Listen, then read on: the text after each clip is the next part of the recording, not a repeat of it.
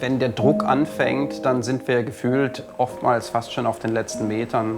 Wo andere anfangen, haben wir schon nicht selten ein nass geschwitztes Hemd, weil wir einen Prozess hinter uns haben, wo wir in die Markenentwicklung eingestiegen sind, wo wir gemeinsam mit der Agentur, mit unseren Kunden, mit den Werkzeugherstellern, mit unseren Materialherstellern die Veredelung und die Druckausführung entwickelt haben. Ich musste mir ein Team aufbauen, was offen ist, wo ich Fehler machen darf und musste natürlich auch zulassen, dass andere Fehler machen. Und dadurch, mein Erfolgsrezept war quasi vom ersten Moment an, wo ich in unser Unternehmen eingetreten bin und wo ich in unsere Branche eingestiegen bin, zusammenzuarbeiten und selbst offen zu sein und Offenheit maximal zuzulassen. In der Exzellenz wissen wir genau, wir machen Fehler. Und wir antizipieren die Fehler sogar so ein bisschen und versuchen, die Fehler als Gold zu betrachten. Also zu sagen, wir wissen, wir machen Fehler und wenn sie da sind, sind sie super, weil da können wir daraus lernen und können auf die nächste Stufe kommen.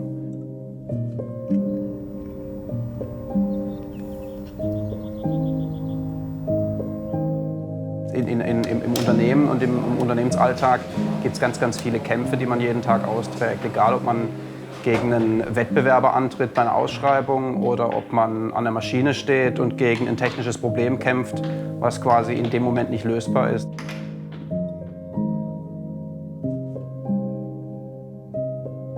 Die Anzahl Einzelprodukte, die mit unseren Etiketten ausgestattet werden, dürfte irgendwo zwischen 15.000 und 20.000 pro Jahr liegen. Das ist eine verdammt große Verantwortung, weil es gibt kein Zurück. Wenn das Etikett mal gedruckt wird, geht das so an den Markt. Aber diese Verantwortung ist was ganz Wunderbares, was Wundervolles, weil wirklich Großes daraus entstehen kann.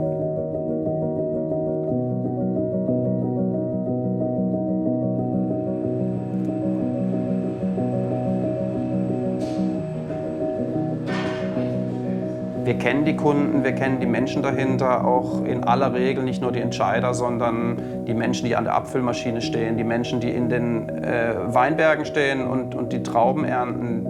Also wir kennen jeden Kunden und jede Marke relativ genau. Da ist es eben ganz, ganz wichtig, dass man sich treu bleibt. Menschen müssen sich treu bleiben, Unternehmen und Marken müssen sich treu bleiben.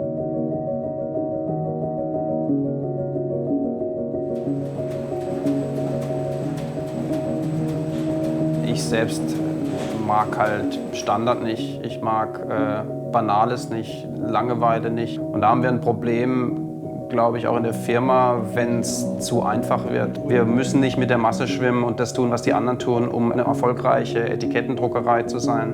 Und dann kann man an dem Punkt ansetzen. Und Drucken kommt erst ein ganz großes Stück später. Ja. Es gibt bei uns ganz, ganz selten Maschinen, die tak, tak, tak, tak, tak durchrauschen.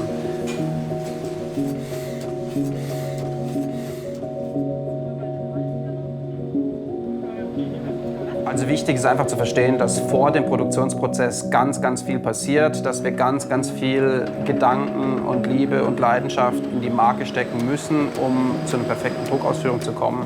Und nach dem Drucken und während des Druckens, quasi während des eigentlichen Produktionsprozesses, gilt es, die Spannung 100% hochzuhalten, um zu diesem absolut perfekten und exzellenten Ergebnis zu kommen. Wir wollen mit diesem Teamansatz, mit diesem unkonventionellen, ohne die Ellenbogen einzusetzen, was ganz, ganz Großartiges miteinander erreicht. Und wenn wir dann einsteigen, dann geht es aber eben darum, wie repräsentiert das Etikett in seiner Drucktechnik und in seiner Ausführung auch entsprechend diesen Kunden. Und da gibt es einfach unfassbar viele Möglichkeiten, mit denen man spielen kann. Das ist unser Spielfeld. Es ist ganz wichtig, dass man eben entsprechend auch den Konsumenten versteht und den Kunden entsprechend beraten kann. Und das heißt, da sind natürlich ganz, ganz viele Produkte dabei, die mir persönlich jetzt auch nicht so gefallen. Man muss nur verstehen im Bereich Vermarktung, dass es eben ganz, ganz selten nur um persönlichen Geschmack geht. Im Endeffekt muss das Produkt draußen Konsumenten finden, die das Produkt gerne haben wollen und entsprechend das Etikett, denen das Etikett auch entsprechend gefällt. Wir arbeiten normalerweise in sehr, sehr klassischen Konsumentenmärkten, im deutschen Weinmarkt oder im Schweizer Weinmarkt oder im französischen Weinmarkt.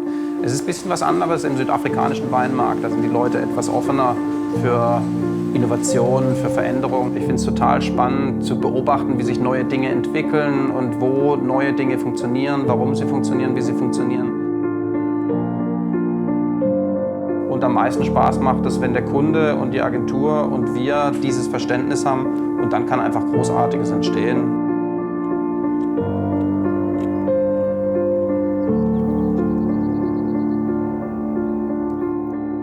Wir nehmen schon wahr, dass ganz, ganz viele Gleichgesinnte draußen unterwegs sind, die das, was wir geben möchten, auch suchen und gerne aufnehmen und sich inspirieren lassen von solchen neuen Wegen.